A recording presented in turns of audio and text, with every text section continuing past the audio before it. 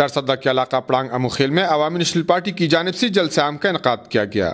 جلسہ عام میں ضلعی قائدین سمیت ANP کے کارکنان اور علاقے کے عوام نے کثیر تعداد میں شرکت کی۔ جلسہ عام سے خطاب کرتے ہوئے ضلعی صدر خالد خان اور ضلعی رہنما محمد احمد خان نے کہا کہ عوامی نیشنل پارٹی عوام کی خدمت پر یقین رکھتی ہے اور اسی جذبے کے تحت ضلع بھر میں اربوں روپے کے ترقیاتی کام جاری کیے ہوئے ہیں۔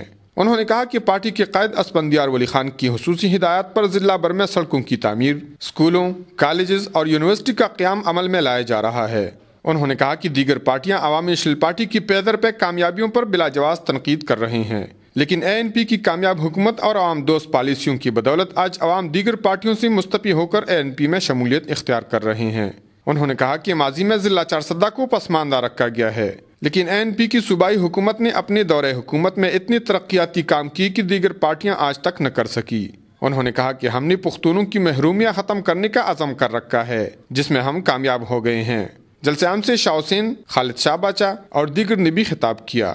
کفایت اللہ، A نیوز، چارسدہ۔